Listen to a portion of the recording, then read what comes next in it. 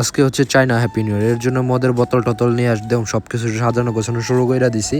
সব শেষে মনে করেন যে এই জায়গায় যে শোরের একটা চামড়ার অংশ ছিল, এই অংশ দিয়ে একটা সুইট আইটেম রেডি করা হইব, যেহেতু চাইনিজ আইটেম সেই জন্য সব কিছু মনে করেন যে রেডিমেডি করতে হইব।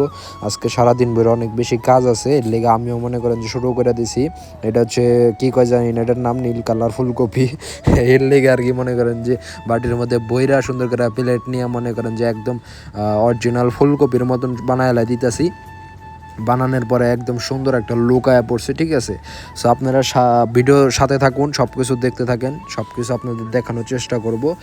আর শেপেরে দেখাইতেছিলাম যে ঠিক আছে কিনা, শেপে কইতেছে যে ওকে ঠিক আছে। আর ফুলকপি বটবড়ি মাছ, আর এটা হচ্ছে শোকরের মাংস, এটা চিকেন, এটা চিংড়ি মাছ, আরও মনে করেন এটা তং, চায়না বাসায় কয় আর কি, আমরা স্যুপ কই, এটা হচ্ছে খাসির মাংসের স্যুপ। আর হচ্ছে এই জায়গায় সবচেয়ে মশলা সব কিছু আছে, ফুলকপি সব কিছু আলো মালো দিয়া একদম একাকার অবস্থা করে লাই দিছি।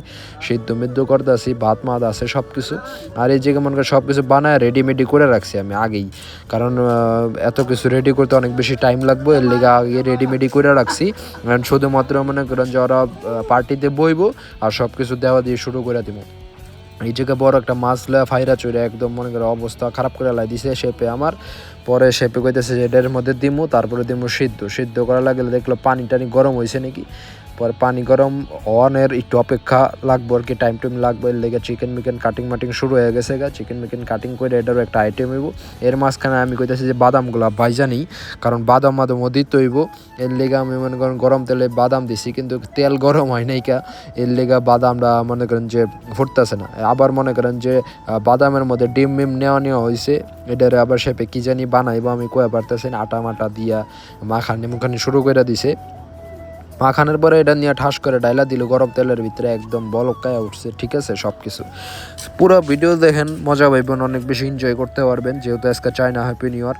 পরে যে চিকেন কাটা ছিল, চিকেনের মধ্যে মনে করেন যে আমাদের একটা মশলা ছিল, চাইনিজ আইটেমের স্পেশাল মশলা, এটা দেওয়ার পরে লুকটাই তো একদম অন্যরকম হয়ে গেছে। আমার নিজেরই খাইতে মন চাইতেছিল, কিন্তু খামো না। আর এটি হচ্ছে মনে করেন যে আরেকটা আইটেম, এটার নাম আমি জানি না, লাড়াচাড়া করে আপনাকে একটু দেখানোর লেগে লাড়াচাড়া করলাম। আর এই জায়গায় চিংড়ি মাছ রাইখা দিছিলাম সিদ্ধ করা, এটা মনে করেন যে আমি চপক করে খাইতেছি। তারপরে মনে করেন যে ফ্রুট আইটেমগুলো কাটতে হইব আমার নিজেরই, কাইটা মাইটা সব কিছু একদম ভালো করে লাই দিছি, রেডিমেডি করে কলা মলা দিয়া একদম সব কিছু রেডিমেডি করে লয়ে পড়ছি জাগার মতো। এখন মনে করেন যে মদগুলো একটু সেটিং মেটিং করবো আর কি, বিয়ারের বোতল আছে, উইস্কি টুইস্কি আছে, এগুলো চাই না সব কিছু, এগুলো সব কিছু মনে করেন যে আমি রেডিমেডি করবো। এখন বিদেশে মনে করেন যে মদ ডাইলা দিলেও লাখ টাকা একটা কথা আছে না, এই আর কি ব্যাপারটা।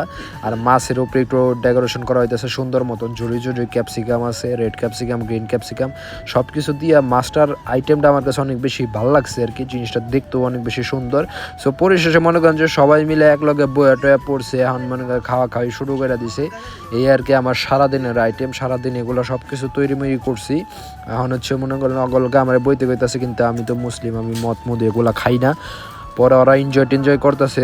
সবশেষে মনে করেন যে ভিডিওটা দেখলেন ভালো লাগলো, অবশ্যই ফলো করে দিবেন, লাইক কমেন্ট শেয়ার করে দিবেন। Good bye.